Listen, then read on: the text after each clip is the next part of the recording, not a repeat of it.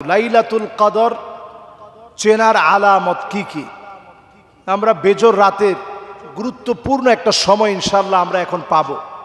21, 23, 25, 27 আর হচ্ছে 29, এই 5টা রজনী আপনি আমি যদি একটু ইবাদত বন্দি করে কাটাই, কোন কোন আলামত দেখে আপনি রাতটাকে মনে করবেন যে এই রাতটা লাইলাতুল কদর, লাইলাতুন সামহাতুন তালকাতুন লা বারিদাহ, যেই রাতটা একেবারে ফর্সা মনে হবে। পূর্ণিমার চাঁদ উঠলে যেভাবে একেবারে ফর্সা ঝকঝকে মনে হয়, লাইলাতুল কদরের রাতটা এমন ফর্সা জলমলে একটা রাত হবে। 2 নাম্বার, এই রাতটা নাতিশীতোষ্ণ একটা আবহাওয়া থাকবে, না ঠান্ডা না গরম, সুন্দর একটা নাতিশীতোষ্ণ একটা আবহাওয়া থাকবে। সূর্য দিনের বেলায় উঠলেও এর বিকিরণ একেবারে গরম লাগার মতো হবে না, সূর্যটা অনেকটা মিষ্টি মিষ্টি লাগবে আপনার কাছে। লাইলাতুল কদর, আপনার মন ছুঁয়ে যাবে যে এটি লাইলাতুল কদর হতে পারে। এজন্য আসলাফ উলামায়ে কেরাম, পূর্বোক্ত উলামায়ে কেরাম শুধু এক রাতকে লাইলাতুল কদর মনে করেন নাই, বেজর সব রাতগুলাকেই ওনারা গুরুত্ব দিয়েছেন সমানভাবে।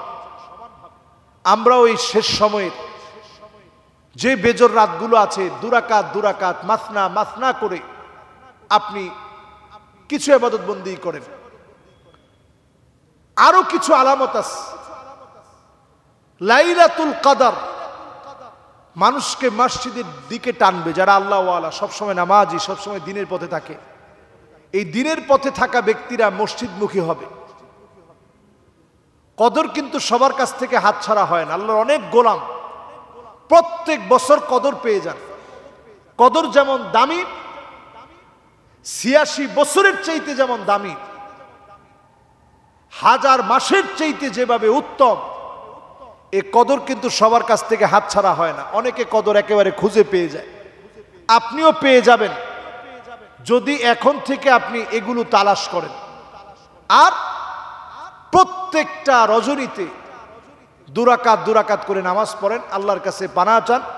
বেশি বেশি করে এই সময়ে নবীজির শিখানো দোয়াটা পড়েন, আল্লাহুম্মা ইন্নাকা আফুন কারীম তুহিব্বুল আফওয়া ফা'ফু আন্নী, আল্লাহুম্মা ইন্নাকা আফুন তুহিব্বুল আফওয়া ফা'ফু আন্নী, আল্লাহুম্মা ইন্নাকা আফুন তুহিব্বুল আফওয়া ফা'ফু আন্নী।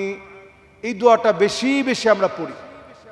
আল্লাহ পাকের কাছে আমরা এই সময়ে ফরিয়াদ করি, আল্লাহ যেন আমাদের দোয়াগুলো আল্লাহ তাআলা যেন কবুল মঞ্জুর করেন। আমিন আমিন।